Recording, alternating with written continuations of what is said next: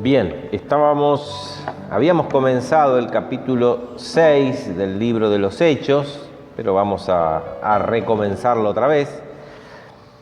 El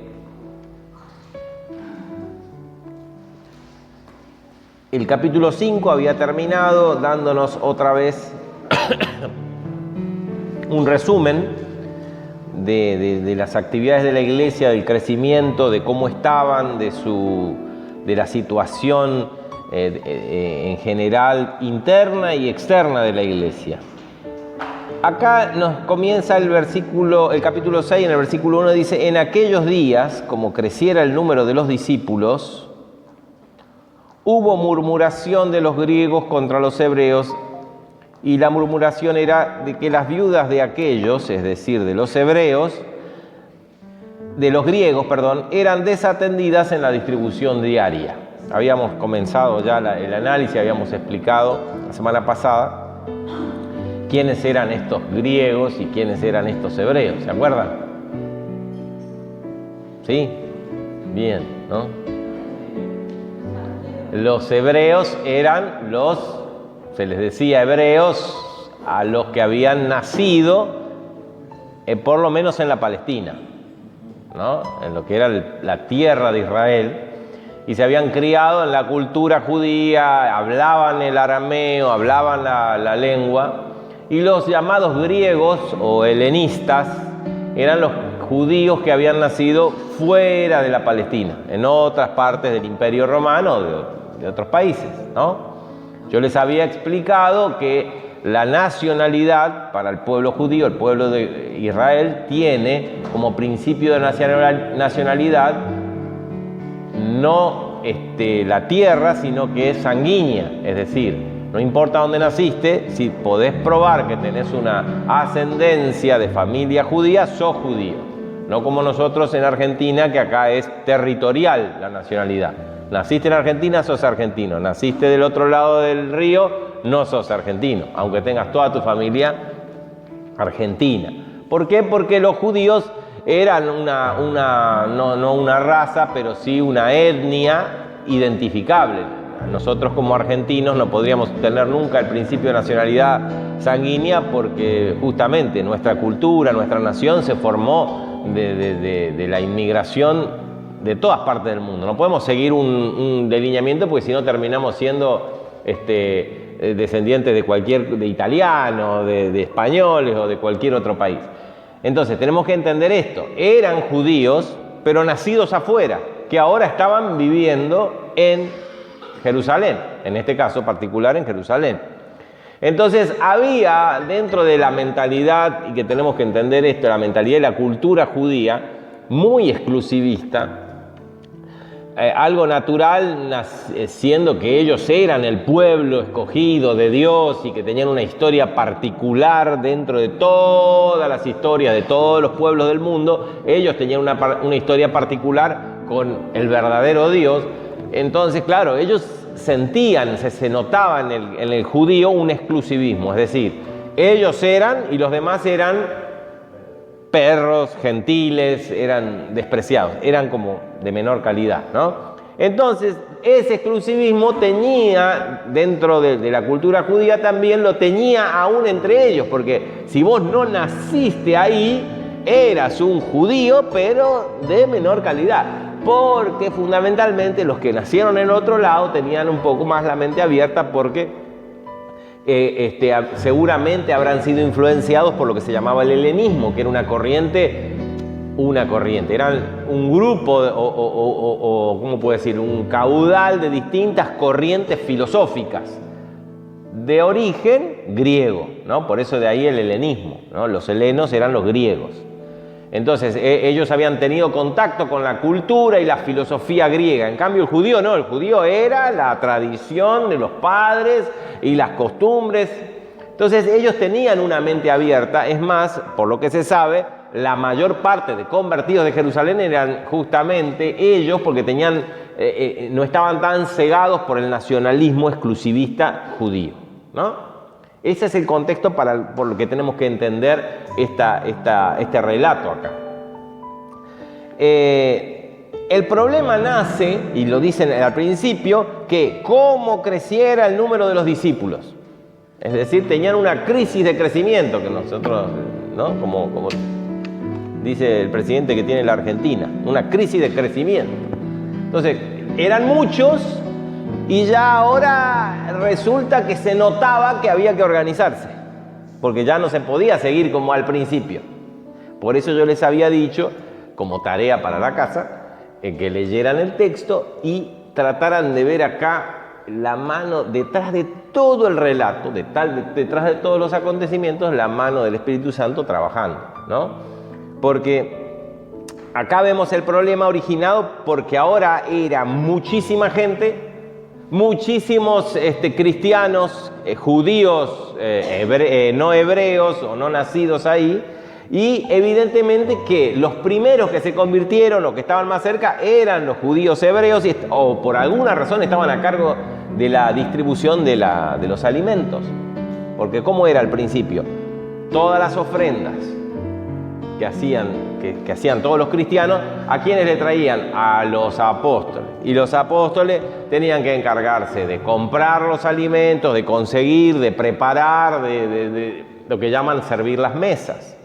Distribuir en las casas, era todo un trabajo. Al principio, bueno, pero después que empezó a crecer la cosa, ya se complicó. Entonces, acá tenemos un primer sentido, porque si no vamos a entender como que estos hebreos eran unos malvados que desatendían a las viudas. ¿Por qué a las viudas? Porque justamente la caridad, la solidaridad, el amor a través del sostenimiento material era para los desprotegidos. ¿Quiénes eran los desprotegidos en esa época?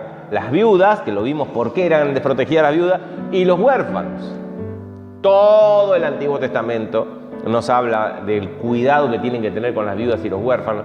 Jesús nos habla, y después vamos a ver las cartas por ejemplo, Santiago dice que la fe, la verdadera religión, la verdadera es atender a las viudas, a los huérfanos, ¿no? O sea, que es un sector vulnerable de la sociedad, y si lo tenemos ese sector dentro de la iglesia, ¿cómo no lo vamos a atender? Y siempre era importante que todo cristiano prestara atención a eso, ¿no?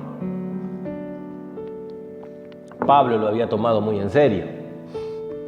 Así que las viudas, o sea, había un grupo grande de gente necesitada, y bueno, resulta que estas personas que estaban encargadas se notaba la discriminación, no eran bien atendidas las de los...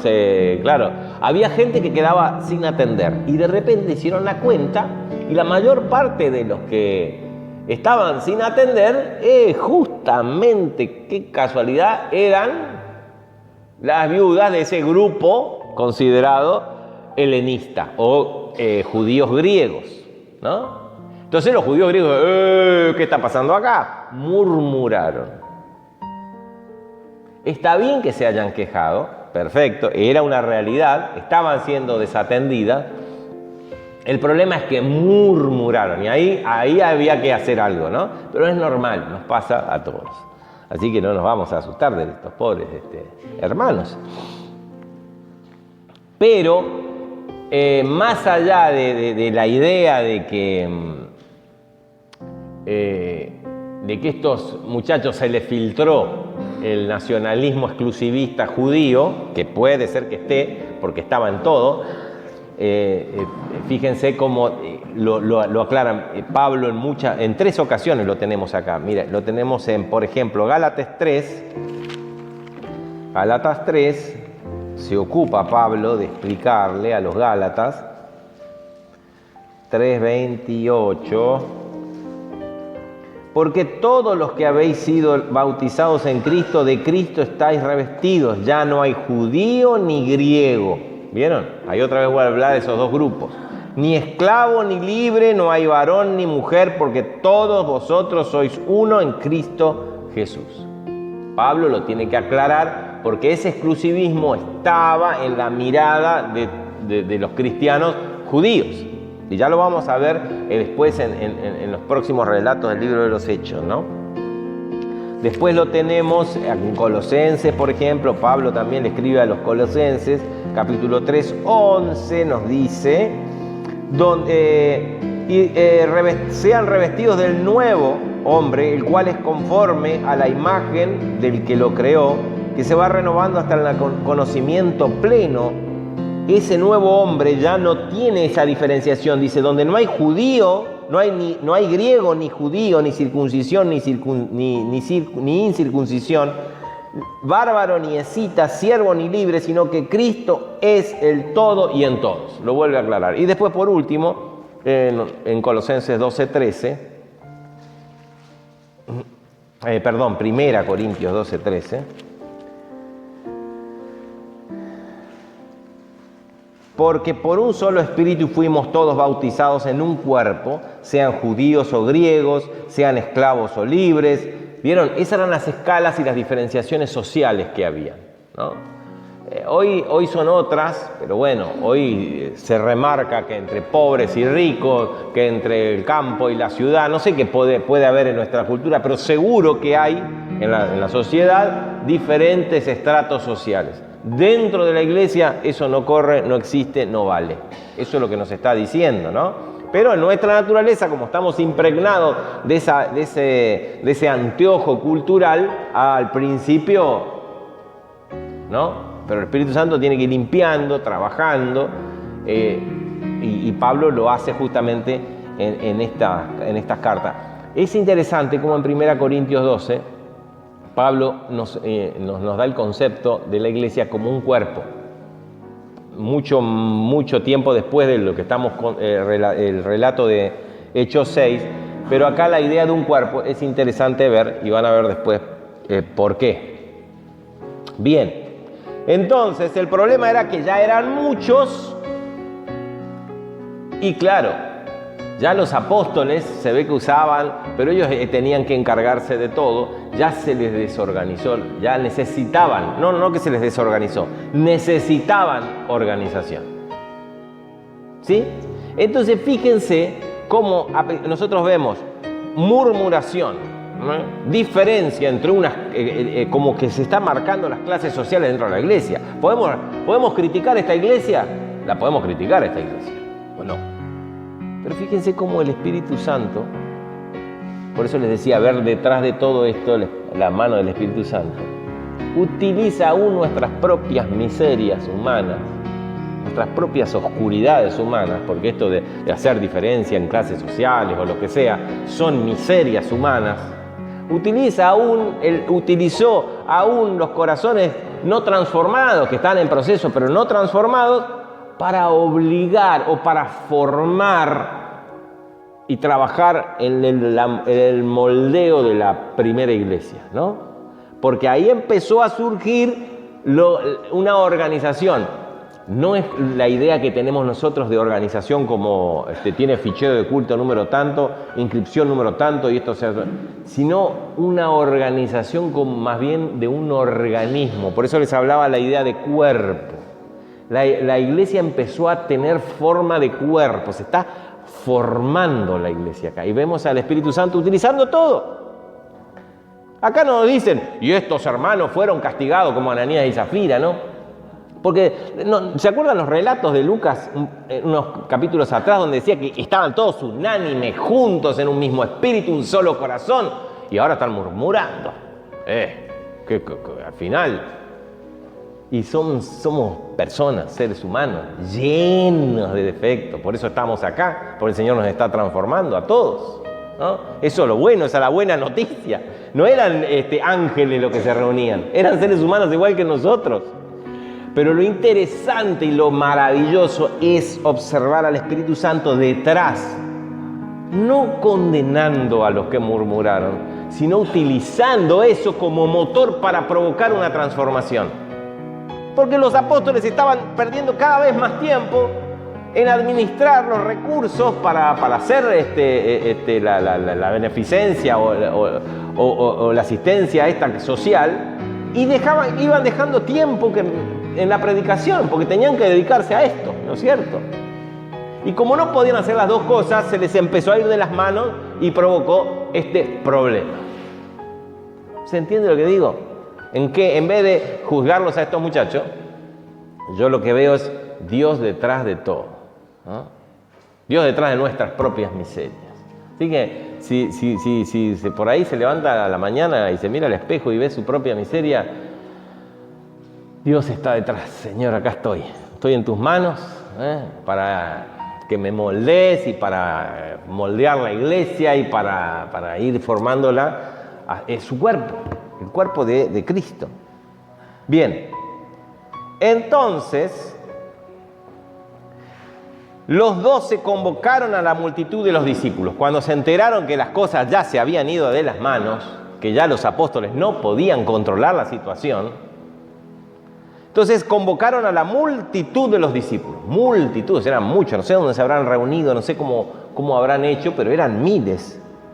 Y dijeron, no es justo, o sea, no es adecuado, no corresponde. ¿Qué cosa? Que dejemos la palabra de Dios para servir las mesas. ¿Vieron que estaban dejando la predicación para ocuparse del servicio social? Del servicio de ministrar, servir las mesas o ministrar las mesas, ¿no? No es justo, no corresponde, no lo veían bien. Empezaban a ver acá que necesitamos organizarnos, muchachos.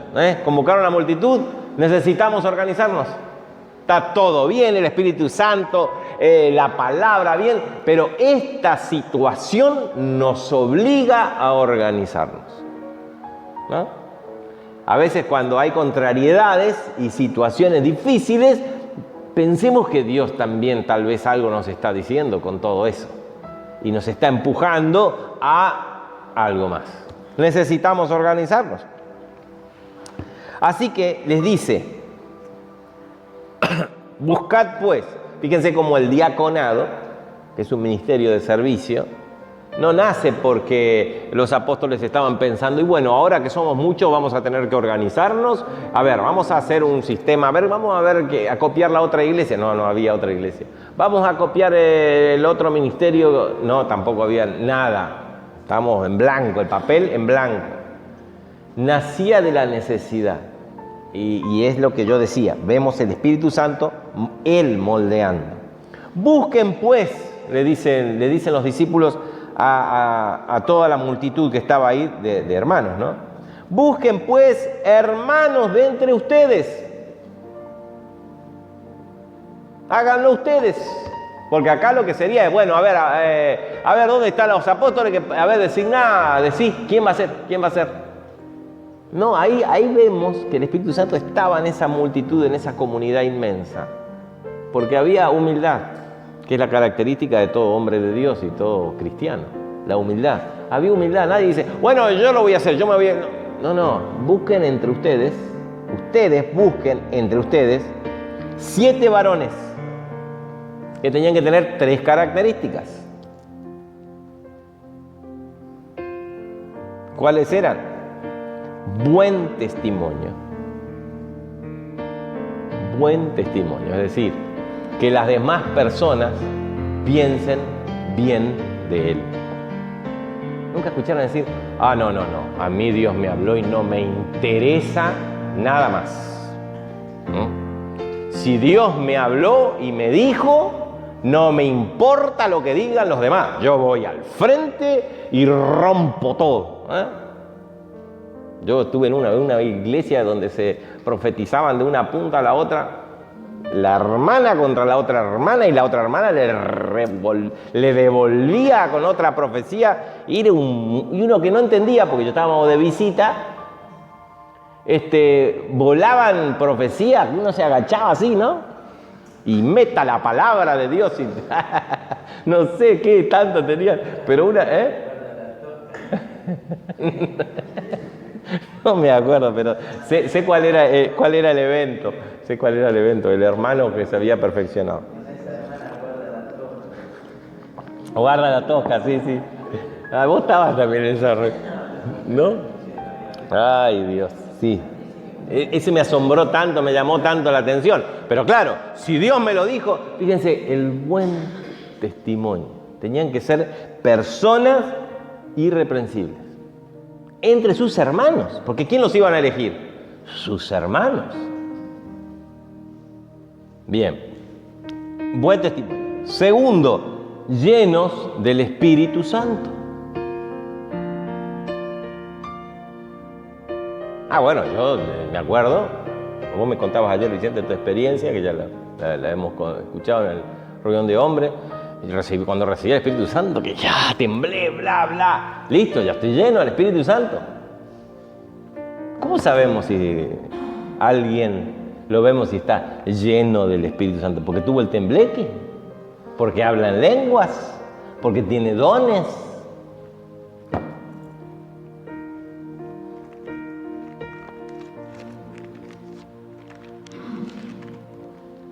Dice Gálatas, capítulo 5, 22, mas el fruto del Espíritu es amor, gozo, paz, paciencia, amabilidad o benignidad, que más o menos es amabilidad, bondad, fe, mansedumbre, dominio propio, templanza. Contra tales cosas no hay ley. Pero los que son de Cristo han crucificado la carne con sus pasiones y deseos, y si vivimos por el Espíritu, andemos también por el Espíritu. Bueno, es otro tema. Entonces, lleno del Espíritu Santo, ¿cómo podían identificar? Y hay frutos del Espíritu Santo. O sea, ¿cuáles eran las características para el diaconado? Buen testimonio. ¿Y cómo no va a tener buen testimonio alguien que tiene esos frutos? ¿No? Más vale que va a tener testimonio si tiene el Espíritu Santo, porque todo ya se ve. No es que tuvo el tembleque, no es que desenroscaba foco o saludaba. Chau, chau. El tema es, ¿hay frutos o no hay frutos? Esa es la cosa. Bien. Tercero, llenos de sabiduría. Pues dice llenos del Espíritu Santo y sabiduría, es decir, llenos de sabiduría. No, pero no es para servir las mesas, había sido. No es para atender a las personas necesitadas. Y para eso tanto lío. No es cuestión de saber organizarse, tener buen corazón, tener empatía con la gente, tener el don de gente. ¿Vieron que le llaman el don de gente? Que básicamente se refiere a la empatía. Acá está hablando de personas que tengan sabiduría. La sabiduría, que es el que estudió mucho, eso es conocimiento. Que la sabiduría viene del conocimiento, pero sabiduría es el conocimiento experimentado. Parte de uno, la sabiduría. Ese es el conocimiento. Yo puedo tener conocimiento acerca, no sé, de la fe, de lo que la Biblia habla de la fe, del amor, del perdón o de lo que sea, pero yo nunca lo practiqué, no es parte de mi haber, no es parte de mi ser, de mi cotidianidad. Entonces tengo conocimiento, pero no sabiduría. ¿Vieron que tiene todo que ver con una misma cosa? El Espíritu Santo. Porque si está el Espíritu Santo, va a tener frutos del Espíritu Santo que se obtienen, que los frutos, el ejercicio de esos frutos generan la sabiduría. Porque si hablamos de que tiene amor, y el amor todo lo sufre, todo lo soporta, fíjense, ¿no? ¿No? Y si tiene el Espíritu Santo, ¿y quién no va a dar buen testimonio de ese? Si tiene esos frutos, ¿quién no va a dar testimonio de ese hermano? Bien, así que encontraron a los 7. Qué bueno, eran muchos, tenían ventaja. ¿Para qué querían esos 7? Para encargarles este trabajo. Era un trabajo. Y nosotros, dicen los discípulos, los apóstoles, persistiremos, seguiremos insistiendo y continuando con este trabajo en la oración y en el ministerio de la palabra. ¿Saben que acá pone el ministerio? Usa la misma palabra que a los otros, servicio a las mesas.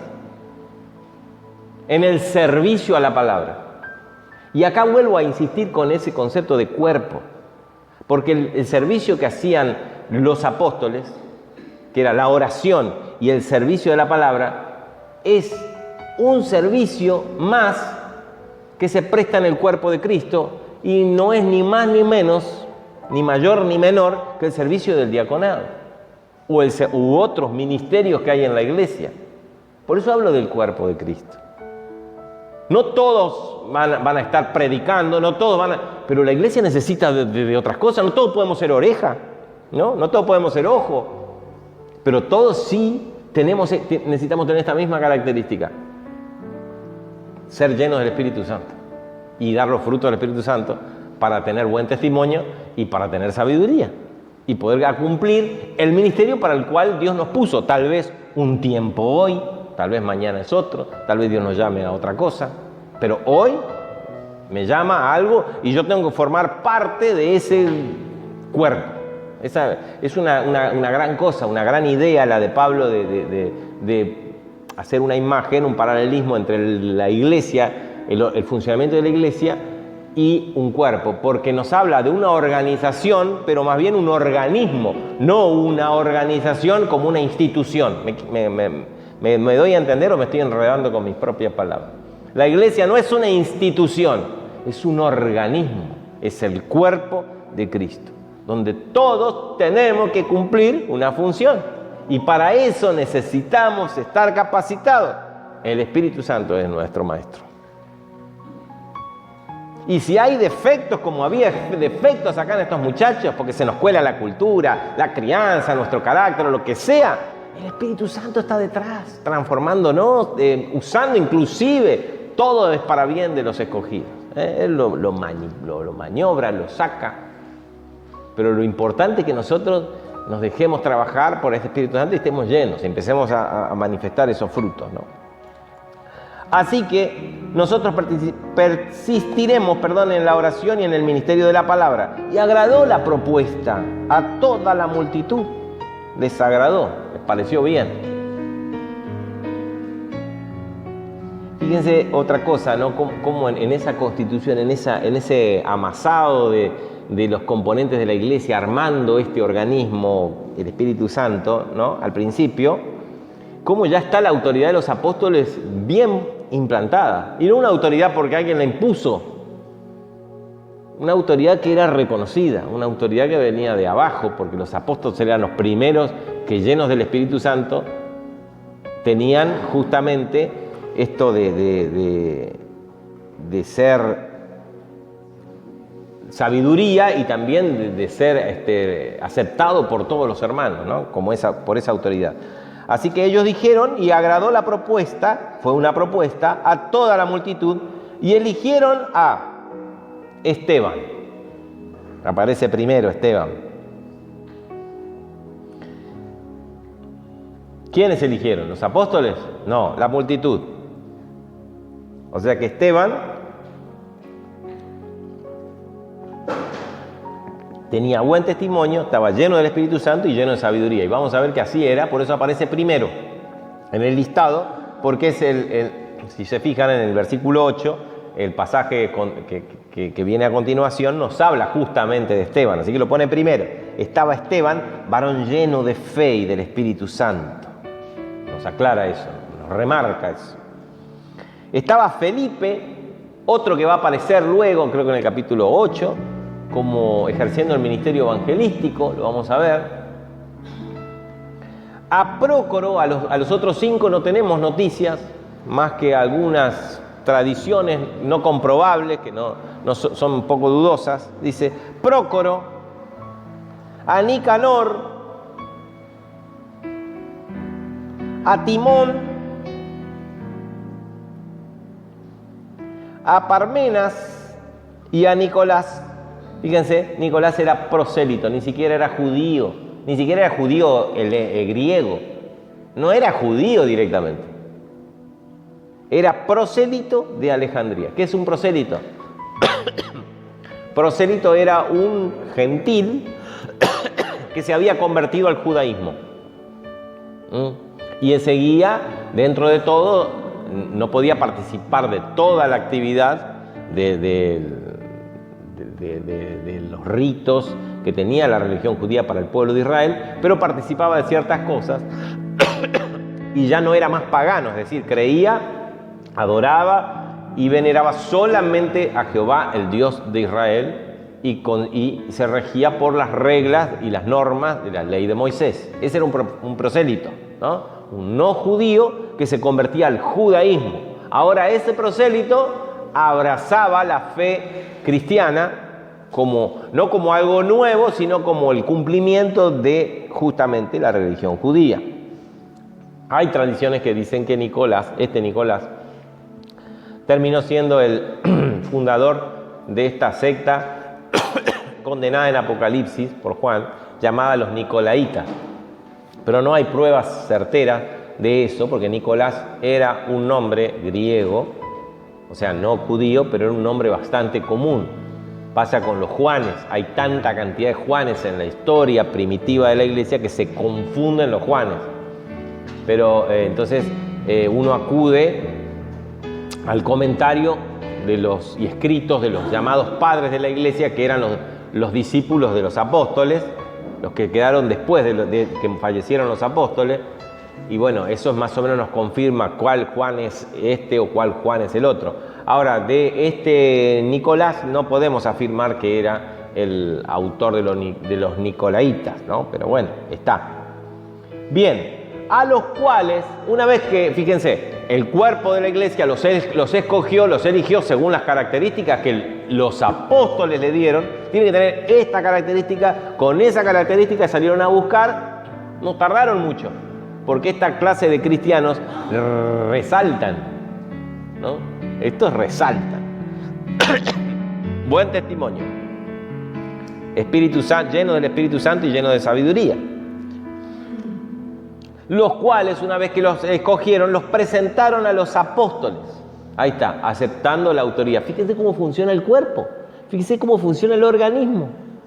No es que porque vos sos este y yo soy el otro, entonces el brazo anda solo, la pierna, ¿y dónde está? A ver, busquen el brazo que lo necesita. No, una cosa es parte de la otra. Me pica el codo y uso la mano, ¿no? Para rascarme. Es así. Necesito aire y uso la nariz, no uso la rodilla. Cada cosa en su lugar. Acá ellos eligen, tienen esa autoridad y esa libertad dada por el Espíritu Santo para elegir a las personas, pero son los apóstoles los que imponen las manos para confirmar esa elección. Dice que les presentaron ante los apóstoles, quienes orando les impusieron las manos. No fueron ellos a imponerle manos, no, acá están. Y ellos le impusieron las manos y ahí quedaron como diáconos. Nacía una nueva función en la iglesia que no existía. Hoy parece que es tan normal en las iglesias, porque claro, tantos años, y es diácono, y es esto, y es anciano, y es acá y allá, porque después se fue forjando. Pero es la primera vez, ¿saben? No existía el diaconado. Es más, no sé si se llamaban diáconos, porque acá no lo dice, ¿no? El título nomás lo dice. Pero hacían el trabajo del diácono, que es importantísimo y tan necesario como el trabajo del que predica o del que hace otras cosas. O evangeliza. Bien, les impusieron las manos y quedaron nombrados los 7. Fíjense ahora el resultado de todo esto. El Espíritu Santo, se armó el revoleo en la iglesia, el Espíritu Santo intervino, empujó la situación, los obligó a cierto grado de organización, y el resultado, ¿cómo es? Dice, y crecía la palabra del Señor. Continuó el crecimiento. Ahora en otro nivel, porque ahora están más organizados. Y el número de los discípulos se multiplicaba. No se sumaba, sino que se multiplicaba. ¿No? Porque las cosas fueron llevadas a otro nivel, dieron el paso. Y después vamos a ver que tienen otro problema y el Espíritu Santo, uno dice, uy, qué desastre. Y el Espíritu Santo los obliga a distintas cosas, porque es así. Somos seres humanos y Él nos va empujando por la misma circunstancia. Fíjese que se multiplicaba grandemente en Jerusalén. Y acá le agrega algo interesante y nuevo. También había muchos sacerdotes. Muchos de los sacerdotes obedecían a la fe.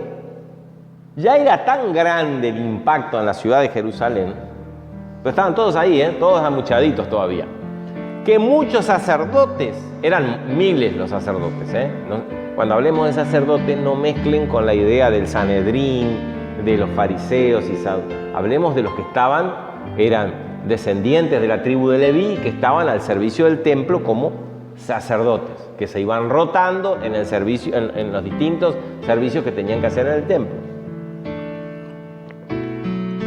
Muchos de esos que conocían la ley, que eran considerados parte del staff o del grupo de personas de autoridad religiosa, empezaban a ver en la predicación de los apóstoles, empezaban a ver el cumplimiento de su misma fe, ¿no? Porque esa es la idea. Para el judío no era una fe nueva, era el cumplimiento de su religión, de su fe. Era el cumplimiento de las profecías de sus profetas. Era el cumplimiento de la historia de su pueblo, de su propia historia, ¿no? Entonces, era distinto. Vamos a ver después que el evangelio para un gentil, incluso para nosotros, es algo completamente nuevo. Por eso nos cuesta a veces tanto comprender un montón de cosas. Ellos les hablaban de la redención, de Cristo como redentor, y no tenían que explicarle el concepto de redención, porque ellos lo tenían incorporado acá, ¿no? En todo el sistema de sacrificios, el concepto de redención, de propiciación. Nosotros, la propiciación de nuestros pecados. ¡Ah, la pelotita! ¿Qué será todo eso, no? Nos tenemos que ir a estudiar, tenemos que hacer un esfuerzo. Los gentiles nos pasa eso. El judío, y menos, imagínense esos sacerdotes que estaban ejerciendo todo el tiempo el servicio religioso de los sacrificios. Así que ellos tenían bien en claro y les impactaba. Ahora ellos sacrificaban un toro o un cordero y Cristo era el cordero, y se acordaban y conocían las profecías, ¿no? Entonces, esto es muy llamativo. Fíjense que dice, muchos de los sacerdotes, no un par, muchos de los sacerdotes obedecían, y fíjense esta palabra, obedecían a la fe. Porque hasta ahora obedecían solamente a la ley. Ahora empezaban a hacerle caso y a prestar atención a la interpretación de esa ley hecha por los apóstoles. Porque ¿qué predicaba Pedro o los apóstoles? El Antiguo Testamento, no tenían Biblia, el Nuevo Testamento como nosotros. Predicaban la ley. Ahora ellos le hacían toda la aplicación de la ley al nuevo tiempo, instaurado al nuevo pacto, instaurado por Cristo. Ellos empezaban a entender, y eso les requería obediencia, porque antes estaban en otra cosa y ahora requería que pusieran su atención en la ley. Así que hasta acá vemos otra vez, nos pinta, después del revoleo que hubo, nos pinta la iglesia en otra posición mejorada, porque ahora están organizados en el aspecto ese social. Ya hay un nuevo grupo de personas que tienen un nuevo ministerio o servicio, y termina todo en paz y la iglesia otra vez creciendo. Bien, muchachos, disfruten. Están cómodos, la iglesia está creciendo. Disfruten, porque el recreo se termina en pocos minutos, en pocos versículos. Van a ver cómo Dios utiliza las circunstancias para obligarlos, y cómo Dios utiliza nuestras circunstancias para obligarnos a subir de nivel. Y Esteban, este muchacho que aparece primero en la lista de los diáconos, lleno de, allá nos decía que el tipo estaba, ¿cómo nos dice que era? Lleno de fe y del Espíritu Santo, lleno de fe. Esteban estaba también lleno de gracia y de poder. Hacía grandes prodigios y milagros entre el pueblo. Ah, bárbaro, no eran los apóstoles solamente. O sea que también predicaban los diáconos. Ah, no, yo soy diácono. A mí me toca, no sé, tal cosa. Servir la Santa Cena, preparar el vino, el pan, listo.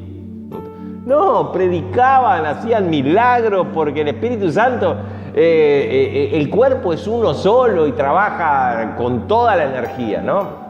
Así que hacía grandes milagros y señales en el pueblo. Así que arrastraba gente. Entonces se levantaron unos de la sinagoga llamada de los libertos, y de la sinagoga de los de Cirene, y la sinagoga de los de Alejandría, y de la sinagoga de los de Cilicia, y también de sinagogas de Asia, Asia, donde estaban todas las iglesias, Asia Menor, lo que hoy es Turquía, que estaba Éfeso, la Odisea, todas esas iglesias, bueno, no existían todavía, pero toda esa región, ¿no? Disputando con Esteban. Porque Esteban, ¿qué usaba Esteban? El Antiguo Testamento.